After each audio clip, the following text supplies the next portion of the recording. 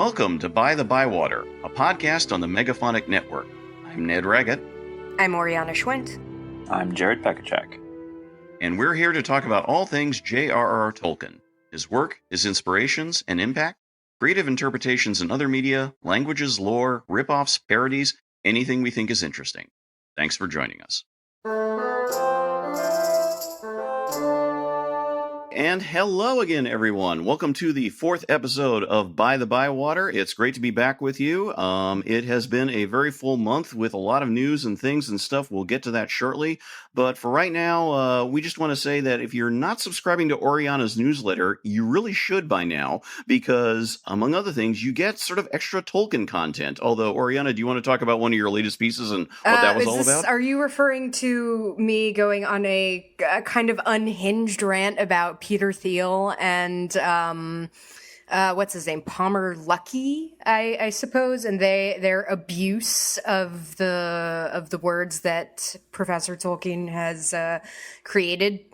Because I got real passionate about that. I got real upset that Peter Thiel's horrifying panopticon technology made by his company Palantir is being used is essentially like, creating a fascist police state. I'm not really on board with that. Sorry if any of our listeners are supportive of the fash, but that's not really not my thing. I'm not cool with it. The only Palantirs I'm cool with is Jared's new microphone that looks very much. You can't see it, but it's an Art Deco Palantir. It's amazing.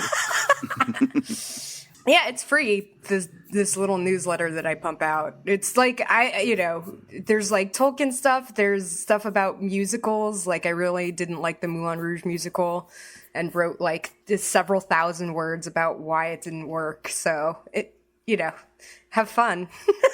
And how do you, here's the question, how do you subscribe to this newsletter? It's a Substack newsletter, so go to Schwinter.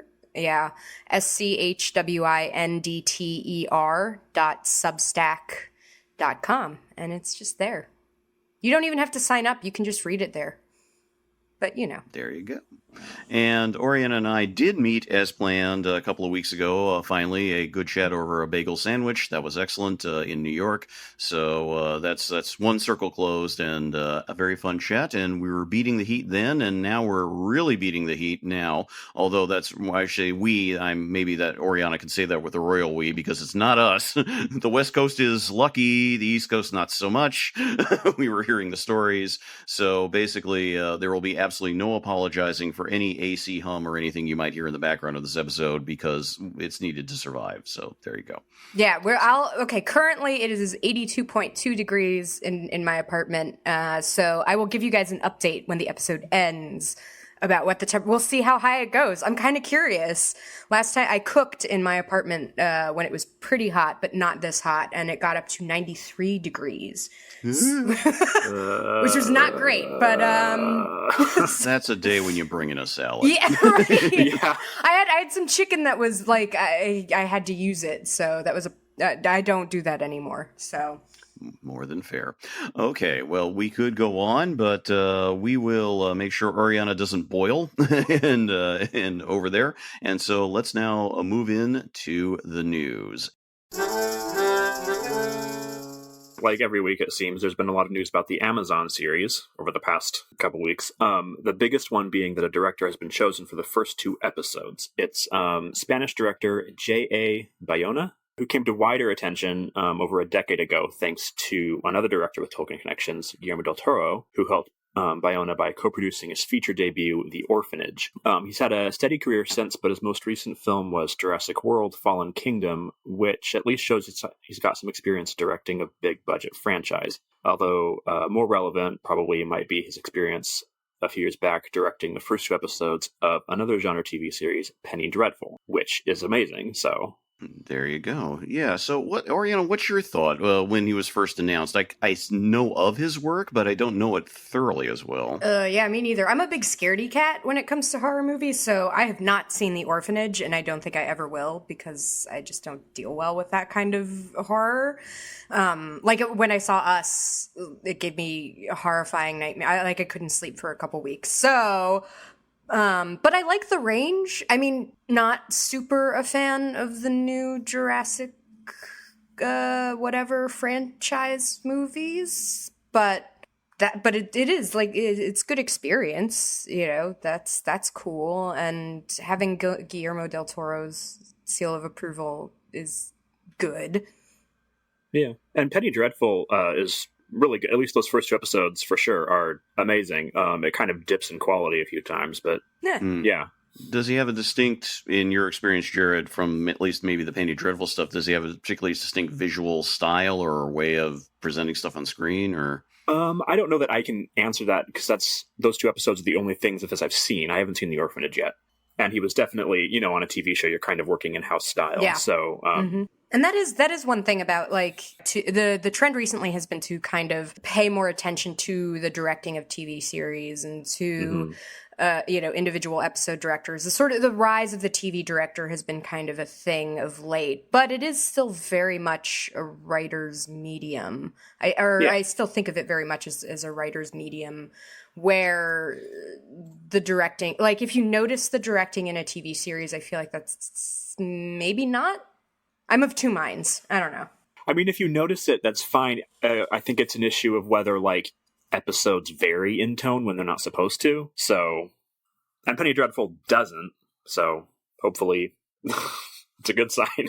If I remember right, Bayona and I think his producing partner are supposed to have a fairly active, not a show-running role, but a fairly active production role for the series too.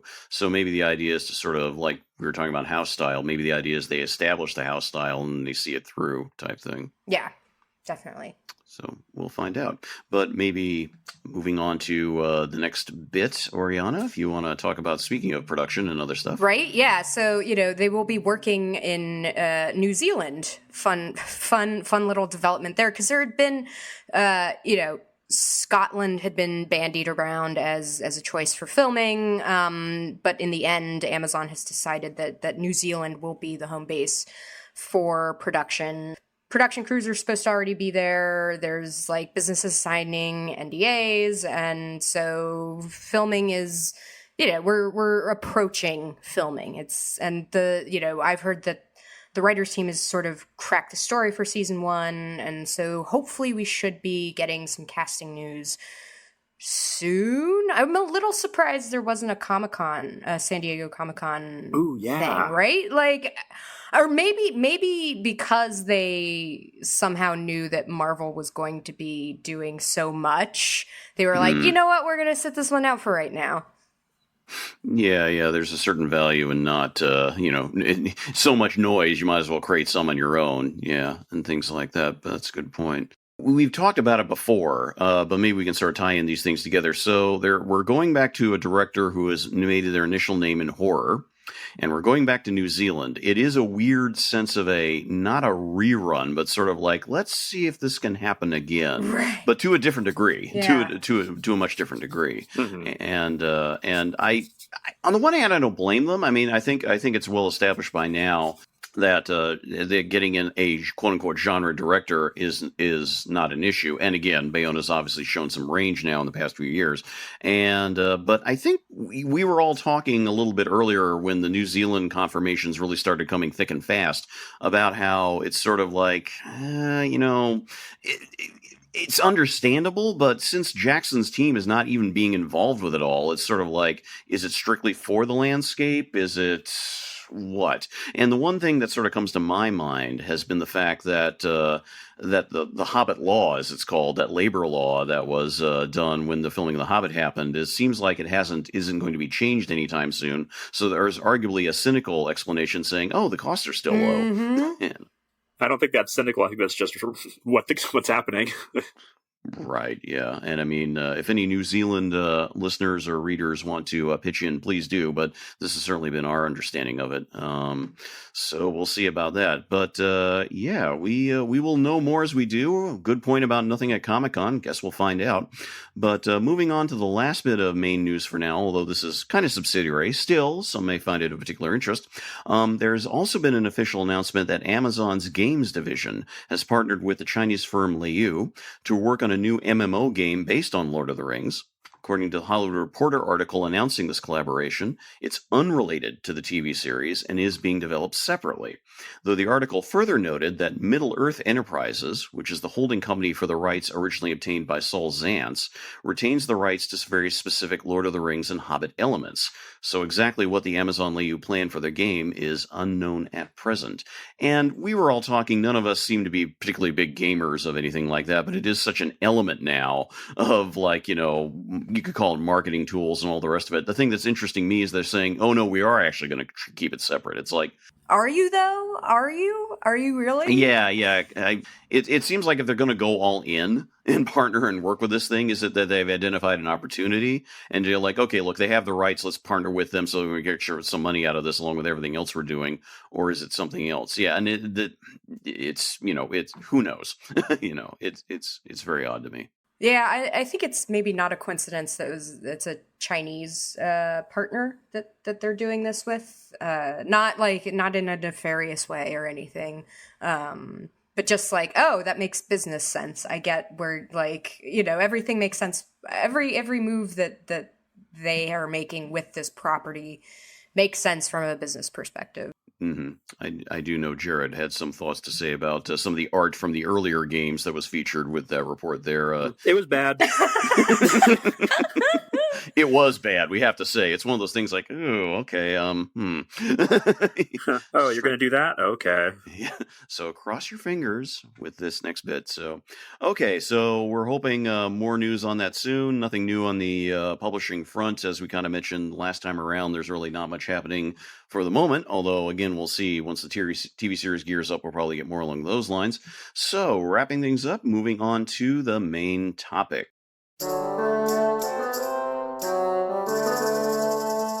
As said last time, what we're going to do is a slight change in format after getting some feedback from folks. We appreciate that. And instead of it being sort of three formal pieces, one after another with discussion interspersed, the person whose choice of topic it is will do a formal piece, big or small. This one's a little longer than the ones we've been doing in the past. And then after that, it'll just be open-ended discussion. And we'll just sort of throw things in as we see fit. And we think this will work well. So we're just going to experiment with it. So, as I mentioned, when I suggested this topic last time, this story is near unique in all of Tolkien's Middle-earth stories for a variety of reasons. And I'm not going to touch on every reason why in my introduction here, but the story, again, is called Aldarion and Erendis, the Mariner's Wife. For those unfamiliar with it, it was published in the Unfinished Tales collection, edited and released by Christopher Tolkien a couple of years after the appearance of the Silmarillion, but before the History of Middle-earth series. By Christopher's own admission, the published story as it stands is a compilation and reworking of a variety of overlapping drafts and details his father created during the mid-1960s, as part of what turned out to be his last detailed work on Númenor. So, in the legendarium, Númenor is essentially the earthly paradise for men. It's a large island in the middle of the ocean, a reward given in recognition of their service in the struggle against Morgoth, which almost wiped them out. This is the story that's told in the Silmarillion. Tolkien first developed Númenor in some detail in the 1930s, shortly before beginning work on The Lord of the Rings, but most of its history and story in Middle-earth consists of genealogical records and historical annals. The only other fully developed story set there, Akalabeth, which is published in the Silmarillion, focused almost exclusively on its doom, as the ever-increasing arrogance and empire-building of the Númenorians led to their corruption by Sauron, and eventual destruction by Eru Ilúvatar in a self-conscious echo of the myth of Atlantis. Only a small handful of survivors who remained faithful to the original beliefs of Númenor escaped to Middle-earth, founding the line of kings culminating in Aragorn in The Lord of the Rings itself. Aldarion and Erendis, in contrast, is set relatively early in the history of Númenor, a peacetime story, something near unique in Tolkien's Middle-earth work. There are no great wars, or sweeping quests, or tragic romances set against even more tragic circumstances. Instead, Aldarion, the heir to the throne of Númenor, finds himself caught up at an early age in a love of the sea and of exploring the ocean, as after many centuries the Númenorians, having otherwise lived contentedly on their island paradise, revisit Middle-earth and the remaining elf survivors of the wars against Morgoth still living there. Meanwhile, Erendis, the daughter of a noble Númenorian family, and who herself loves the island and its woods and grasslands above anything to do with the ocean, begins a romance with Aldarion in between his voyages, eventually resulting in marriage and a daughter. All, however, does not turn out well. What becomes clear almost from the start is that Aldarion and Erendis are anything but the incarnations of love triumphant like Beren and Luthien, or like Aragorn and Arwen, or even the thwarted, destructive romances of Turin Turambar. Instead, they have an almost quotidian romance in marriage, where loving impulses and deep passion intertwine with mutual misunderstanding, and a fundamental inability to agree on certain things about themselves, each other, and what they seek in their relationship. Slowly but surely, playing out in a series of increasingly tart, then brutal exchanges, conversations, and ultimately silences between the two and via their individual circles. Theirs is a story of a romance that blooms, ebbs, and finally dies, as Aldarion and Erendis' individual dreams harden into inflexible positions. The ultimate prize in their struggle is their daughter, Ankalaime, who herself will eventually become the new heir to the Númenorian throne. If this sounds like the story of any number of relationships or failed marriages you yourself might be familiar with, maybe intimately, as someone who separated from someone else, or who was the child of a relationship that died, then that's part of this story's uniqueness in Middle-earth, but also part of its incredibly relevant position to Tolkien's readership in the modern world. It would do a disservice to push the biographical aspect too much, but while Tolkien was a loving and dedicated husband and father, his own obsessive interest in his creation caused some difference between himself and Edith at points, and the theme of the potential impact of carrying a dream possibly to the point of no return is something that he explores regularly in his work. Meanwhile, around the time the story was drafted, Christopher Tolkien, himself a father at this point, separated from his first wife. Christopher doesn't bring this up at all in his notes in The Unfinished Tales, nor should he be obliged to do so. But the question of whether this weighed on Tolkien's mind during his writing, or Christopher's during his editing, can't be helped. There's much else to discuss about the story, but before I open the floor for discussion, 3 things to add. First, the underlying subplot of the story is the reemergence in Middle-earth of Sauron, as yet not fully understood or known by elves or men, building up to the time when he forges the One Ring. A dramatic scene where Aldarion's father, Númenor's king, reads a letter from his royal elven counterpart and realizes that the days of easy peace can no longer be truly guaranteed, is one of Tolkien's most powerful, a portrayal of someone who has to wrestle with a choice where there are no easy answers. Second, we get the only real sense of what actual society was like among the Númenorians or their descendants in Middle-earth. If the lead figures are nobility, the secondary characters include sailors, ladies-in-waiting, petty nobility, shepherds, and others.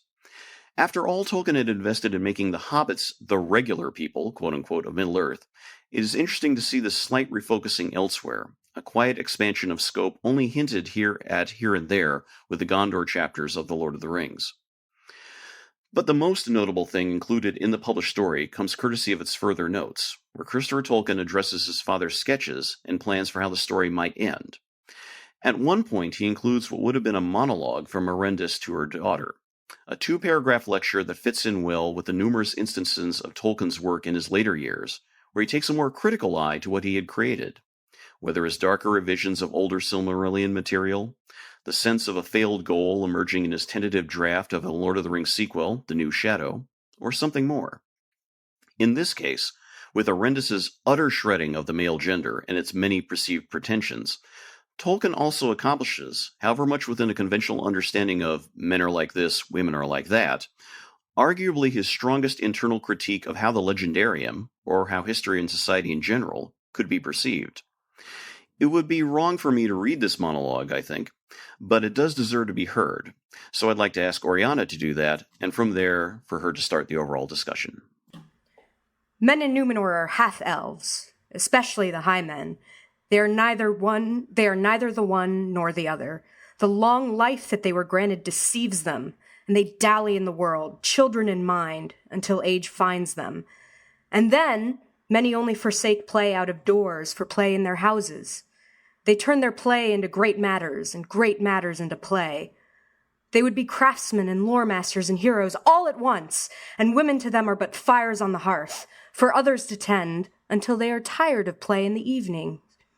All things were made for their service. Hills are for quarries, river to furnish water or to turn wheels, trees for boards, women for their bodies' need, or if it fair to adorn their table and hearth, and children to be teased when nothing else is to do. But they would as soon play with their hounds' whelps. To all they are gracious and kind, merry as larks in the morning, if the sun shines, for they are never wrathful if they can avoid it. Men should be gay, they hold, generous as the rich, giving away what they do not need. Anger they only show when they become aware, suddenly, that there are other wills in the world beside their own. Then they will be as ruthless as the sea wind if anything dare to withstand them. Thus it is in Calame, and we cannot alter it. For men fashion Númenor, men, these heroes of old that they sing of their women we hear less, save that they wept when their men were slain. Númenor was to be a rest after war, but if they grew weary of rest and the plays of peace, soon they will go back to their great play, man-slaying and war. Thus it is, and we are set here among them. But we need not assent. If we love Númenor also, let us enjoy it before they ruin it. We also are daughters of the great, and we have wills and courage of our own. Therefore, do not bend, Calime. Once bend a little, and they will bend you further until you are bowed down. Sink your roots into the rock and face the wind, though it blow away all your leaves. Oh, yeah. I mean, I first read the story when I would have been, I think, 13. Oh my God. Yeah. And even then, that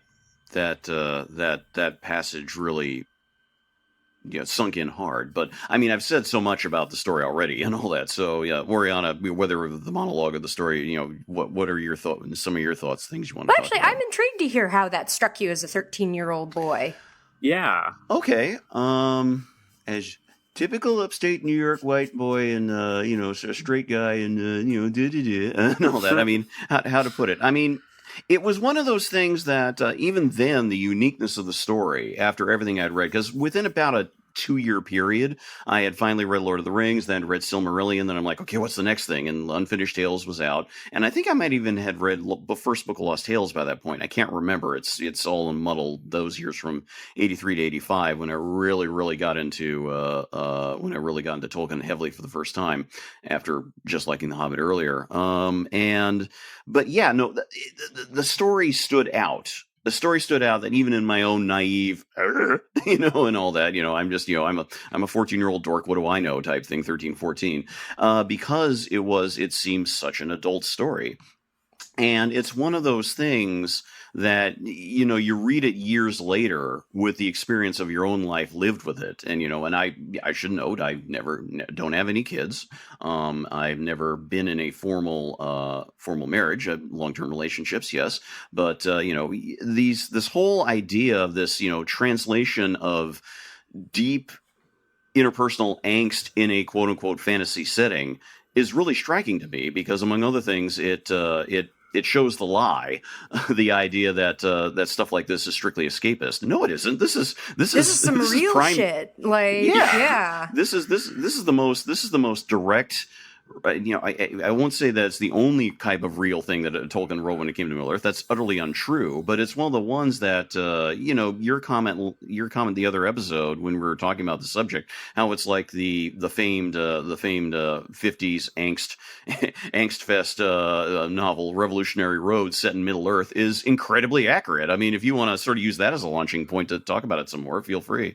Yeah, it's funny. I said that and then realized I haven't actually read the Revolutionary Road book, or I thought I had seen the movie at some point, but I was reading the Wikipedia summary and was like, oh, I guess I never actually did see the movie. So, it was an accurate call, though. Right? It really is.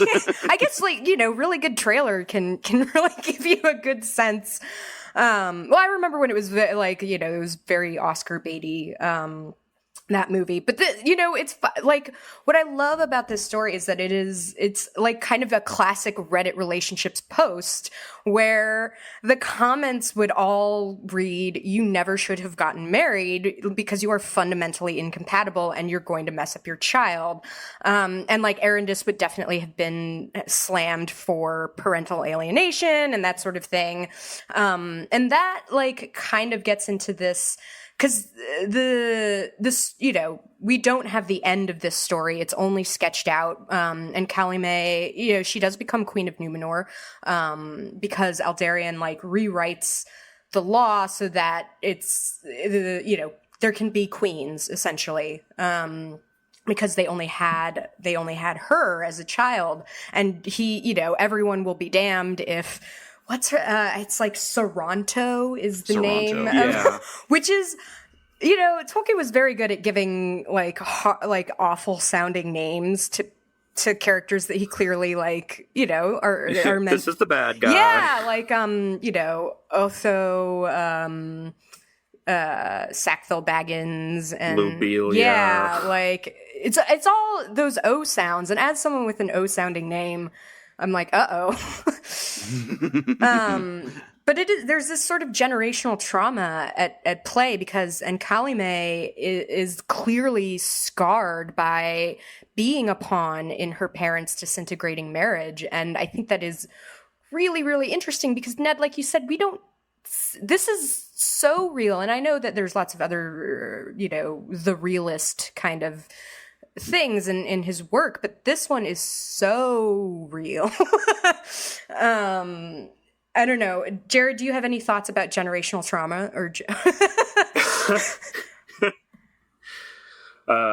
or not generational trauma? I don't know. Let me pull out my therapist couch. Oh no. No, yeah, it was so weird reading it and going, I mean, I don't have thoughts specifically about generational trauma, but it was weird reading it and going, this is a weirdly small story. Mm-hmm. And it reminded me of Ursula K. Le Guin, who tends to write people coming home and having issues at home and then leaving again and then coming home again, and the issues are still there and they have to deal with that over and over again. It was just weird reading it and going, like Ned said, it was so different from anything else in Tolkien with the small scale and the fact that it doesn't traffic in these huge emotions. It's like a series of small wounds that just build up and build up and build up. It was remarkable. I wish he'd been able to finish it because where does it end? It ends like, is it like he comes home? What is it? He basically, it ends, the king has decided to abdicate, Aldarion will take the throne, and the idea is that, you got the pronunciation of their daughter's name much better than I did. Ankalime. Thank you.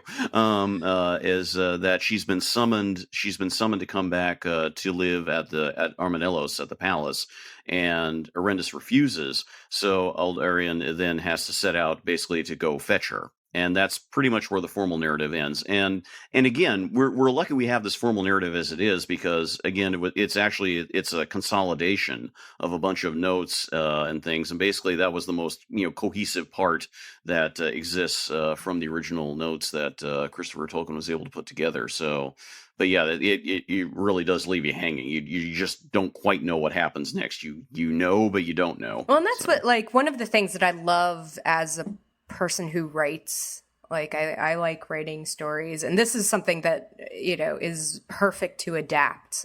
This is a thing that I can't wait to see how the Lord of the Ring, the Amazon show guys adapt this story, because it is sort of the bedrock of everything. The seeds of Númenor's destruction are planted in this story. Aldarion himself doesn't seem to, but you could have it so that he is maybe, because Erendis doesn't come from the line of Elros, she has a longer life, but it is not quite as long. And that is like one of the big sources of conflict between them, is Aldarion is forever going off and taking years to come back. And she's like, hey, share my bed with me. Let's make a son. And he's like, I gotta go.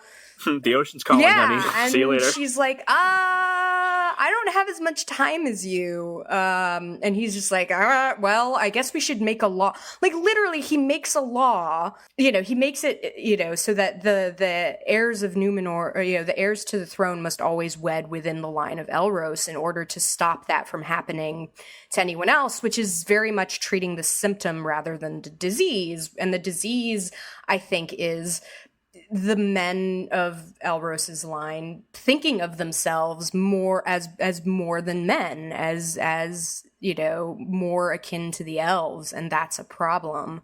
But at the same time, to me personally, Aldarion is more wrong than Erendis. But that's just me. Like, what's really impressive to me is that Aldarion is not wrong for wanting to go to Middle Earth and being like, they need our help. Like, something is not right. This is like kind of messed up. And, and also like, we can't stay on this island. That is kind of a suffocating life, I can imagine. But Erendis is not wrong either. Like, he has responsibilities. He signed up for this, and he is not holding up his end of the deal. So you get it. And that's one of the things we don't really see that a whole lot in a lot of the other stories. It's not clear. They are both protagonists and each other's antagonists, and that's very rich to me. Yeah, that lifespan thing. When I was reading that section, that messed me up because, like, I had assumed that everybody in Númenor had the same long lifespan, but no, it's like the story says, it's only the line of Elros. And when she's like, "You're going to live longer than me, we got to get on this," and he's like, "No, we've got time," and just keeps leaving for Middle Earth or whatever for 7 years at a time and stuff like that. And like, to her, she doesn't understand that to her, time is passing. And it's like this horrible, bitter inversion of all the other love stories in Middle Earth, where, it's like, it ennobles it, if you cry hard enough over your dead boyfriend, Mandos will let him live. Like, love is so strong that it will affect the passage of time for these people. But in this case, it almost like it contracts it and makes their lives shorter and worse. And yeah, it's interesting coming after, reading the Silmarillion, reading Lord of the Rings, where all the love stories are like, love is enough. The love is enough, and it'll get you into heaven if you. And then here it warps everything in the wrong direction instead of making anybody happier. Oh yeah, which is not new for literature itself, but coming from Tolkien, it's like, oh my god. Yeah. Mm-hmm. For me, some of the things that stand out, I mean, you were talking about when I first read the story. One of the things I first remember of the story, this is slightly, off the main theme, but I think there's a relevance, is the bit where Uncle Aimee comes back to the house where her mother is, having separated herself from society, and literally meets a boy for the first time. Mm-hmm. And she's like, "What are you?" Yeah. And it's not any sort of like, son, sorry, they're both too young. But the whole idea is she's like, to herself, you're like, who are you? And I like how the kid just sort of gives as good as he gets, as like, what's he say? Like, stare if you must, big eyes, or things like this, which is exactly what kids like that would say. And I love that detail because, that sort of ties in my ideas. Like, yes, this is what real people would do in this situation. This is not a high-flown moment. And again, it's not like Tolkien is nothing but high-flown moments. So not the case. I mean, again, the Hobbits are a great example, but something like this is like, oh yeah, I can totally get this. And then, the older servant comes out and Mother's she sasses him. And he says, I love her. She's great. And just those details, that grounding, that willingness to go to ground that much over something that's not a huge battle or an existential reflection or things like that is so weird to say nice, but it's just so like, given everything else he did, if only there could have been more of that, if only there was time or if only he had focus. But I do think it is really interesting that, the whole point of like most of these stories and this material was, high, not like high mythology, high fairy tales sort of thing, where, and having this story that is the exact opposite of any kind of fairy tale at all. There is no magic here. There is no, and that is really, really cool. And not that, I'm very against, grim dark realism invading everything, but it is a cool contrast. I enjoy having both. I think your point about it being, it's not grim dark realism; it's another kind of realism. I think there's an interesting situatedness of this story in that. Maybe even more so than in Middle Earth. This is part of a wider discussion, obviously, but let's just say how religion functions in Middle Earth, because explicitly in the description of Númenor part right at the beginning, they talk about how the peak of the central mountain of the island, the Meneltarma, how there's a spot where the populace gathers 3 times a year. There's a small service of Thanksgiving led by the king, and that's it. And explicitly said there's no other temples or anything like that. There's just simply this very direct religion, you could call it.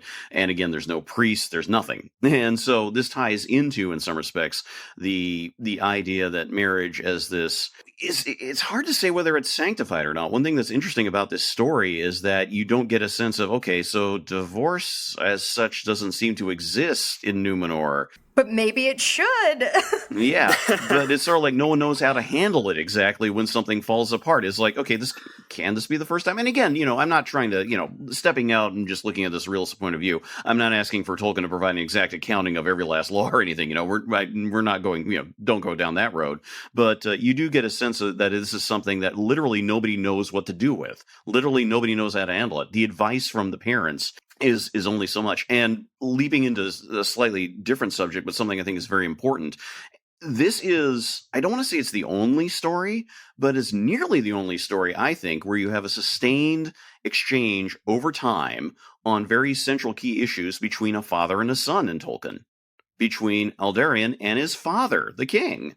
Yeah. I don't think there's anything else quite like that dynamic, because famously, of course, Bilbo and Frodo are essentially, orphan characters, Frodo more so, and similarly, most of the other characters, you don't get that dynamic. You may get father figures, certainly, father surrogates, but you don't get an actual father-son exchange, which is very interesting to me, and I think there's something to that adds to the uniqueness of this story. Yeah, that is really interesting, because that is one thing that one of the reasons I would love to tackle the Silmarillion and adapt that for TV is to get into the relationship between Finwë, who is one of the first 3 elves and the father, of a large house, and his son Fëanor, who messes up everything, and his other 2 sons.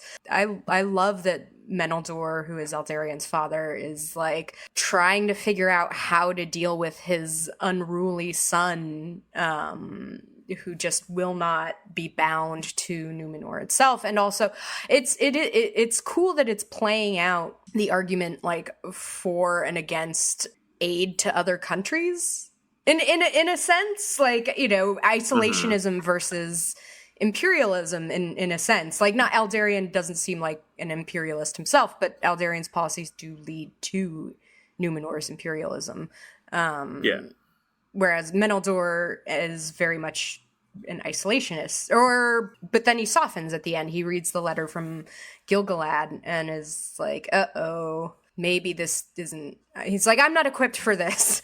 Yeah. I mean, you could argue his thing his answer is to one degree or another a cop out, but I think it's also him recognizing it's sort of like, okay, this is, and Aldarion by default has more experience with that because he's been there. So I mean, yeah, that's another thing too about the story. It brings in so many interesting little bits and pieces along the way that you could talk about some more. But I'd actually, this one maybe for Jared, sort of a question to throw to you, partially because your newer perspective on the story here is, and I know you have thoughts on this too, Oriana, but how gender roles play out in this, especially the idea that there's there's that one bit from near the beginning of the story where Erendis' mother is pretty much, cautioning her to sort of like, hey, you've got to be the one yielding. And I'm like, okay, you could argue that if that was sort of a neutral point, that's always the way. It's more sort of like, no, this is the received viewpoint. And Erendis is like going, yeah, not so much. And also how the hints that we get of Ankalime about how she is, I can't. This is overreading, but I mean, you read the bits of her character. It's like, shall we say, gender non-normative is kind of like where Ankalime seems to be heading with like this within Tolkien's framework. It's one of those things, but it's like she clearly. I mean, I don't know. What's your take on that? Am I overreading it or? I don't think so. Okay. There, I'm done. No. But the thing that this makes me think about is when it describes Ankalime as like, she was less prim than Erendis and natively liked display, jewels, music, admiration, and deference, but she liked them at will and not unceasingly, and she made her mother in the White House and Emerie an excuse for escape. She approved, as it were, both Erendis' treatment of Aldarion on his late return, but also Aldarion's anger, impertinence, and subsequent relentless dismissal of Erendis from his heart and concern. There's a sense of absolute agency that Ankalima wants that she sees both of her parents not having, and to a certain degree, that may be maybe a little extreme, but I think the one thing that she seems to take away from her observation of her parents' fractured relationship is like, nobody's going to tell me what to do, and I will always maintain control. Always.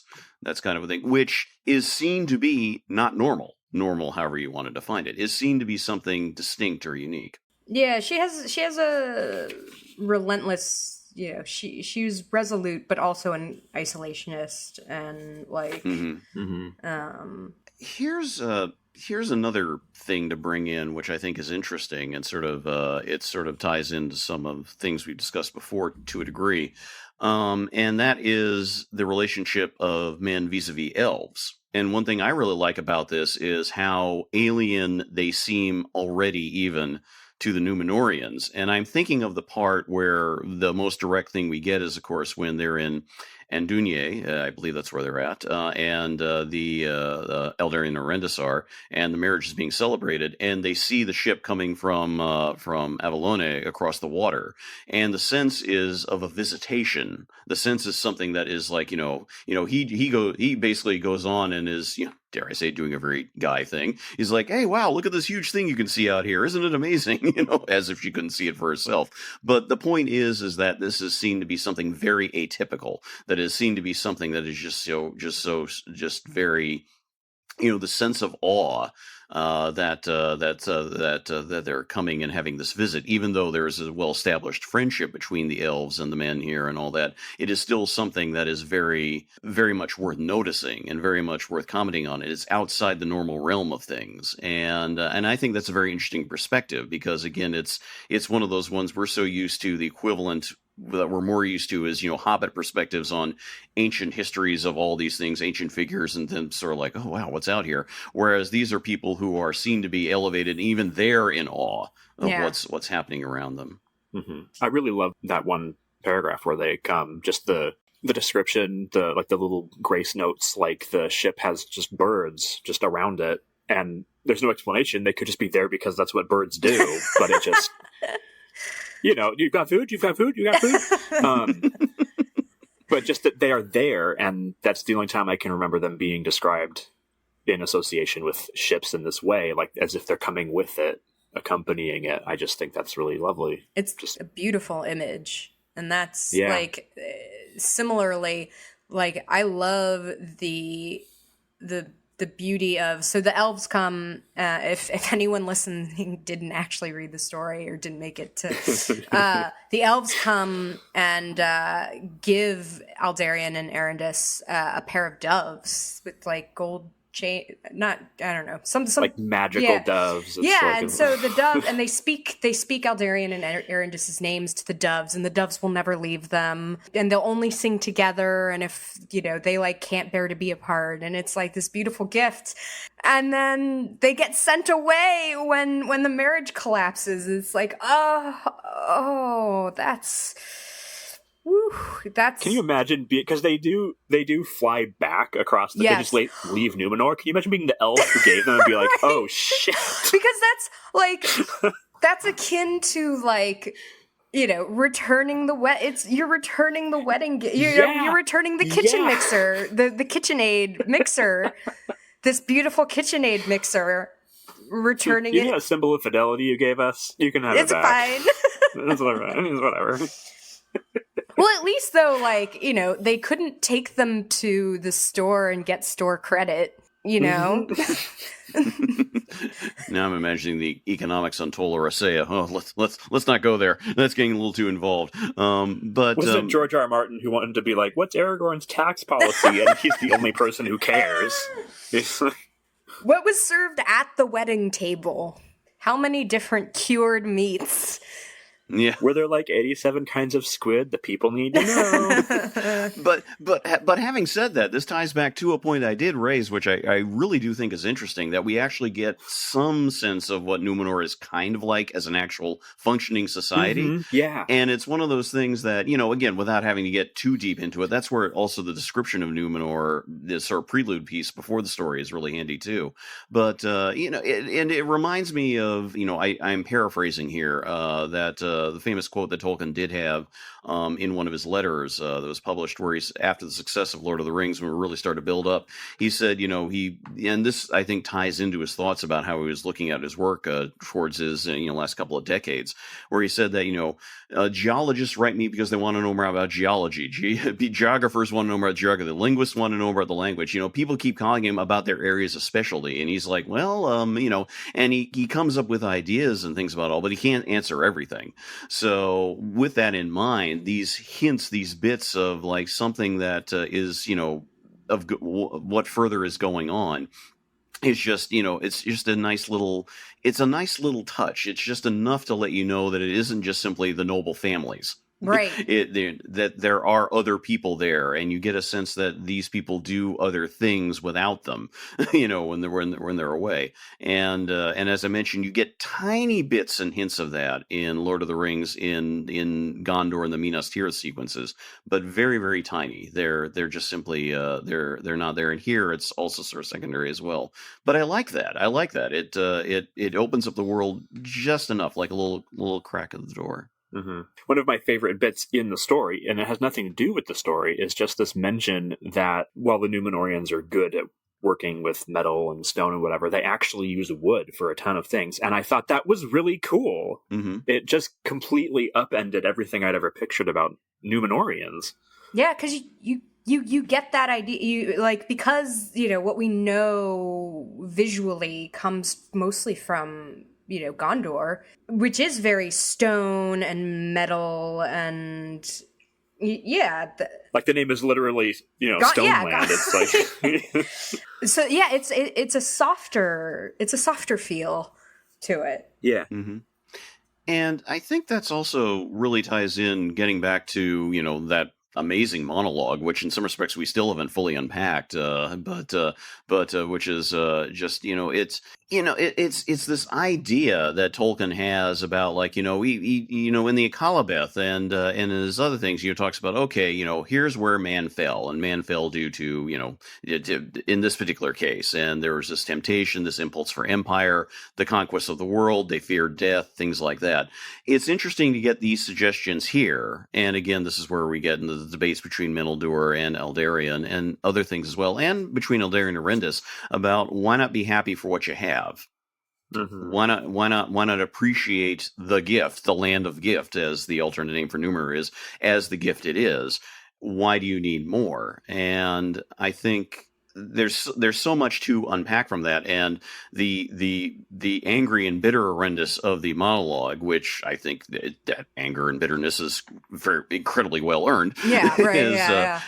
Is, you know, really just sort of like underscores that, all this outlining about how everything is just a game or just a fun story, and they just run roughshod over everything. I mean, it's sort of, this is a very maybe inapposite comparison, but it just makes me think of the bit in The Great Gatsby talking about Tom and Daisy Buchanan about how they just sort of smash their way through people's lives and let other people sort of clean up what's after them. That's more a class conscious, thing here. Here, the division is strictly gendered.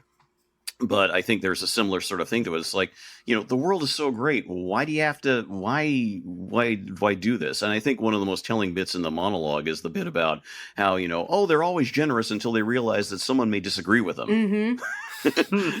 And I thought, that's a pretty damn good indictment. Yeah. And it also my mind is always in the adaptation mode these days. And that is like, the crux of Aldarion's character to me is he is this not happy-go-lucky, but this like warm and generous and big-hearted guy until he is thwarted in any way, and then he turns nasty because no, how dare you?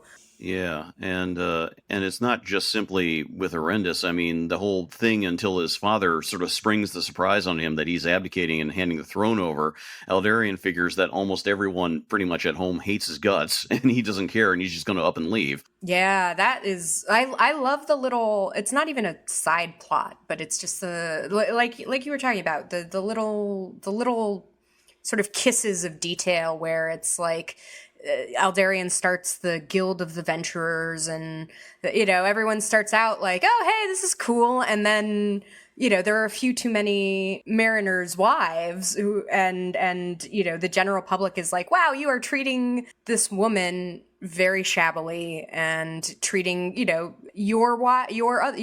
everyone's wives are being treated very shabbily by the Venturers, and they fall out of favor. And Aldarion, I like the that Aldarion comes back from what is it, like 8 years? It's like an 8-year journey, like that, yeah. And his house is like not like no one has been living in his house for years at this point, and so he like deems it not fit for habitation, and in a huff is like, I'll just like live on my ship. It's like, oh my god, can you turn it down a notch? I love that he keeps building like progressively bigger ships. It's so weird. He's not happy with like the one big ship that's like a castle. He's got to make an entire floating country. That was so bizarre. I don't know that it reveals anything about him necessarily. It's just a weird obsession. Yeah. That he just has. And it's almost, I mean, okay, it is funny to me anyway. I don't know if it's supposed to be, but like, man, dude, what are you doing? Well, you were also saying earlier, Jared, that at some point, I think this is before we started recording, about just how, like, the one thing the story told you was how alien and strange the Númenoreans were as a society, period. Yeah. Was there anything more you wanted to sort of add into that, or? Oh, just that they have, like, they have priorities that are different from the humans that you see later in the legendarium. I mean, in its own time, not our time, because obviously this is after Middle-earth. Or after Lord of the Rings.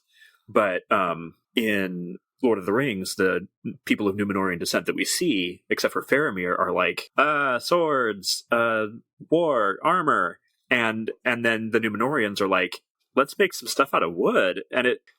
These are the people who brought the Stone of Eric to Middle-earth and just put it on top of a hill because they could. And it's like, that is the same culture that produced ships so big that they're called the Wooden Whale or whatever. They're just weird people.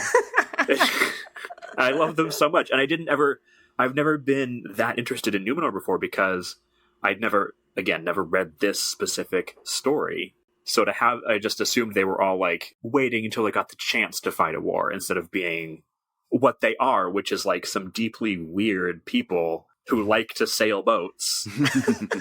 Well, I like how there's in the description it basically talks about, like, you say the first few centuries in Númenor are basically that they were there, they're settling into the land and they're living off fish, and they're just sort of keeping to where they're at, and they're always known to be mariners, but they're just sort of staying where they are. It's when they start reaching out further that things get both good and bad. And I do like how the one real bit of, you could say, high fantasy, for lack of a better thing, in the entire story is where Meneldur reads the letter from Gil-galad that Aldarion has brought back, basically announcing in not so many words that Sauron's back, even though no one's quite aware of it yet. And, literally the weather turns black and everything turns very, very ominous. It's sort of like, portentous. But at the same time, it does feel... It's earned in the sense that, if you're familiar with Middle-earth and what its dynamics, it fits those dynamics. It's like, you just sort of like, everything's been okay, but all of a sudden the outside world is knocking on the door, and it's doing so in a way that that leaves Middledor, as we talked about, just unsure of what to do, and therefore, and I do love that one bit where he absolutely just speaks out like he's talking to himself. He speaks out the choice. It's like, we could either just, go out and we'll become this force, but we'll probably end up just, killing all these people, but at least we can say to Iluvatar, hey, sorry we killed so many people, but at least your enemies were dead too. Or it's like, do nothing and then be conquered and be like, well, at least I didn't shed blood. And that's like, that's blunt, but that's incredibly powerful in terms of a breakdown. So. That was another thing that I liked, going back to this thing that surprised me about them being way different from other people, is elsewhere in the series, when people have as much power as the King of Númenor has, they tend to cling to it or misuse it or just treat everybody else like garbage, which is a recurring theme of Tolkien. But then when the King of Númenor, and this again underscores their difference for me, is like, this is a decision I cannot handle, he doesn't try to make that decision. He's just like, you know what?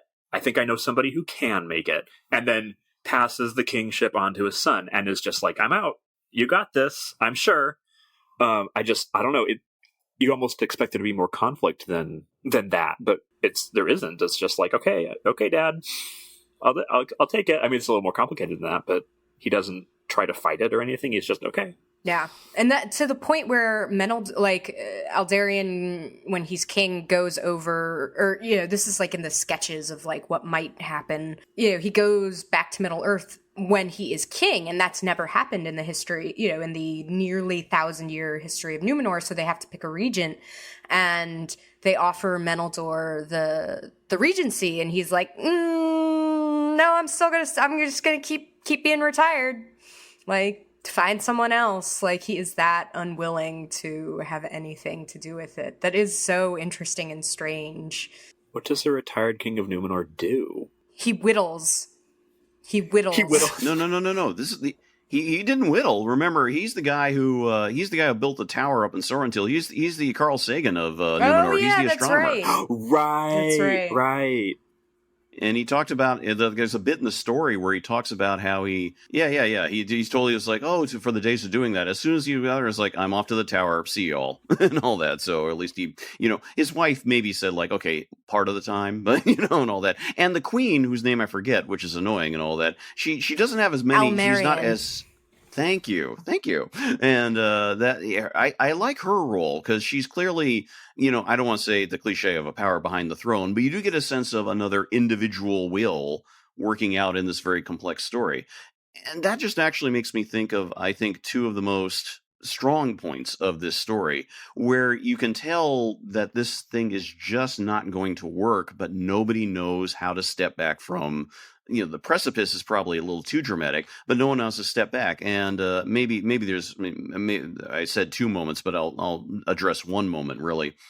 And I think it's the one where it's where Aldarion and Erendis are going around, and she's and part of the conflict that drives them, again for people who haven't read the story, is that he is building boats. They're building fleets and all that. Well, what do you do to build a boat? You kind of need wood, and we've been talking about that. But the idea is now you need a lot more wood to make a lot more boats, or a lot bigger boats. So more and more trees are either being hewn down or being grown to be specifically hewn down. And Erendis says to Aldarion point that just sort of like seeing a tree go, it's it will. This is something that I just can't bear to see. And Aldarion, being very generous, because that's what he is generous. And he's like, well, say which tree you don't want cut down, and that tree will stand forever. And she responds, I love every tree that grows in this isle.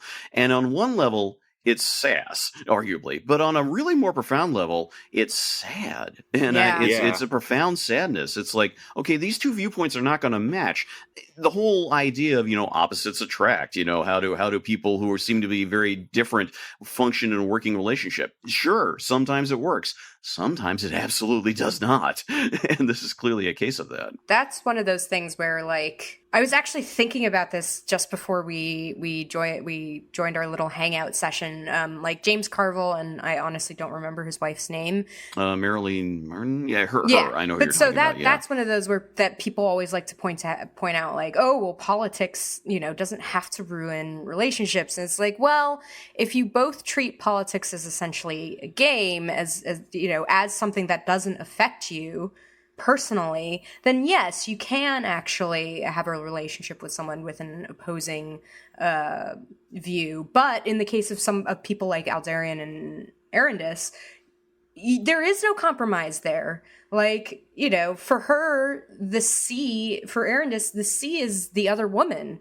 There is no compromise there. And again, like, this is just classic Reddit relationships. Just, no, couples counseling is not going to help you through this. Let's see. I think partially just because of how we've been pacing our episodes, probably it's a good point to start wrapping up here. And I will offer up one last thing just to sort of comment on, because I'd be interested in each of your thoughts. And that is this: we've talked about the detail, the realism, we could say, of this relationship and other things like that. One thing I think we want to give Tolkien some real credit for is how he's handling. How he handles dialogue, I think, in this particular story. How he handles people exchanging thoughts back and forth, especially when it comes to Aldarion and Erendis, when everything has fallen apart. Just that sort of, there's the icy coldness where they're not letting their emotions come out, but they're delivering things very, very carefully. When Aldarion has come back after his long absence, Erendis has moved to the country, essentially taken their daughter with them. He's going out to see both of them, and that's where he learns that he basically, he clearly no longer has a family, and he no longer really has a home. This exchange, oh my god! All those exchanges are just so remarkable. They are so powerful, and it's. The thing that strikes me again is that we want to give credit to Tolkien as a writer of these scenes, because again, it's the type of thing that Tolkien doesn't really often get as much credit for, partially because it's not necessarily where he's placed his focus or seen to be his strengths. But he has a really good sense of the interpersonal, about how two people with incredibly strong wills can sort of, take a deep breath and focus and say exactly what they want to say, where every word means exactly what they want it to mean. And every piece of subtext is something they know the other person will get and deal with. And this is not in the sense of, okay, clever, witty dialogue that people are playing out. But it's more sort of like, no, you're going to suffer, and you're going to suffer at my hands. Very, very, very powerfully. And Oriana, you were all sort of fired up here, so that'll be sort of my concluding thought. And do you want to take that over, Oriana, and just offer up some thoughts or examples? I would like to read the passage that, like, it felt like someone was stabbing me. It's not a passage, but just one exchange that honestly felt like someone was stabbing me, because I feel like we've all had this fight before, when a relationship is ending. Like, this is where the thread is finally cut for good. So Aldarion has turned up at the country house and received a very chilly non-welcome. And so he is about to leave, like, the next day, because he's like, wow, well, this is pointless. And so Erendis is like, he's like halfway out the door, and she appears and is like, you leave more promptly than you came, my lord, she said. I hope that, being a mariner, you have not found this house of women irksome already, to go thus before your business is done.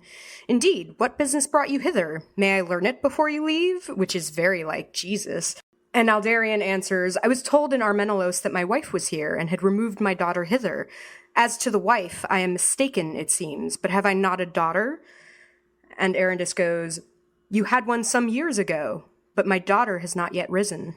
Wow! wow, like the changing of like my daughter has not yet risen, the as to the wife it seems I am mistaken, like that is the end of like it's a very economical way of ending a marriage. Like, Yeah. And you were saying, Oriana, too, earlier that the image that sort of stuck with you with the story, and this is one that again doesn't let Aldarion off the hook, was how he says goodbye to his daughter.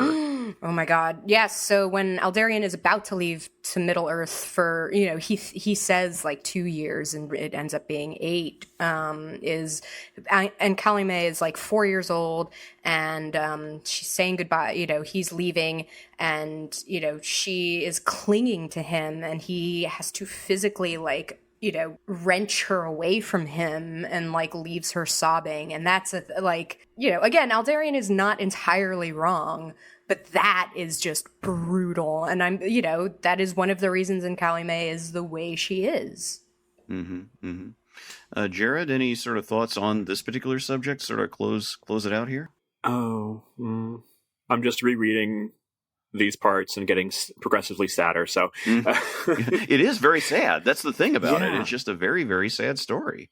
It's just, it is sad. And it is, like I don't know, I think all of us have said multiple times at this point, it is unique in Tolkien in that the emotional distance between these people is so uncharacteristic of him. Normally people are like, well, I can't tell you because it would endanger the mission, or I can't tell you because you're an orc and you're trying to kill me, or whatever.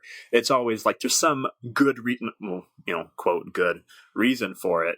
But in this case, it's just like two people who have gone completely sour on each other and can't make that connection. And reading it on itself, it would be upsetting anyway, but reading it in the context of a work that is usually far more gentle, it just makes it even more tough to get through.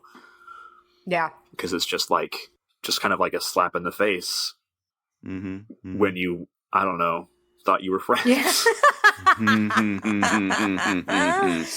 When truth will out. Yeah.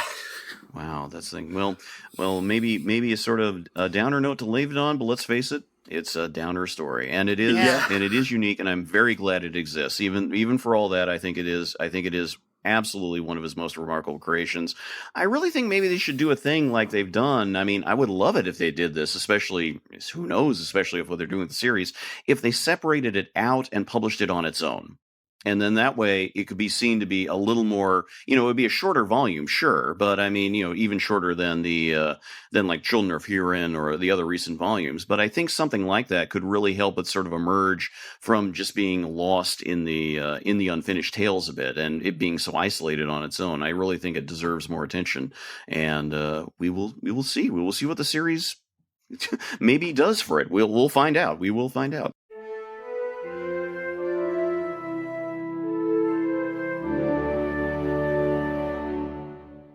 Wrapping up with that, so we'll now move to the end of the episode, and having indulged me when I chose the topic, next time around it's Oriana. So Oriana, the floor is yours. What is our topic for the next discussion? We need to talk about Galadriel. It's like we just need to, everything about her. What I am interested though is talking about her as sort of is almost like a lens through which to view Tolkien's creative process, which is, and the never-ending creative process, because she is one of those characters that not only she links the very beginning of things with the very end of things, but she, like, her story was changing constantly, and that's something that like I didn't really appreciate until recently, the never-ending process of creating, or sub creation, I guess Tolkien would prefer to say. But yeah, so Get ready, folks. So excited. Yes, that's a rich vein right there. So that'll be our next episode towards the end of August, keeping with our timeline, and we will see where it goes. But yeah, there's a lot there. And if you picked up a copy of Unfinished Tales to read Aldarion and Erendis, hold on to that, because there's a lot of Galadriel material in that as well. There is quite a bit. But yeah, her as a figure throughout is definitely one of the most interesting ones, and we kind of brought her up already with the Melian episode with Jaren's thing, so now we get to delve in. This will be good. All right, so we'll talk to you all next month. Just a reminder, contact information and so forth will be in our outro here in a bit. But remember, the Patreon is still going. So is the T-shirt store with all the other things. So please contribute if you can. We really appreciate it. The Slack is really fun too. The Slack is great. Yes, if you join on the Patreon, you can join in at the Talk discussion Slack thing within the Megaphonic FM Slack setup. We've had some great discussion. Thanks to everyone who's contributed to that so far. We really love all the talk that's going on. It gives us a sense of our audience. We appreciate that very much so. Any last thoughts from either of you? Completely without Nope, Oriana's melted in the heat. There's nothing left. Let's let Oriana go and be cool. So we'll wrap up here. So wrapping up for now. We'll see you all in a month's time. Talk to you all then. Bye, all.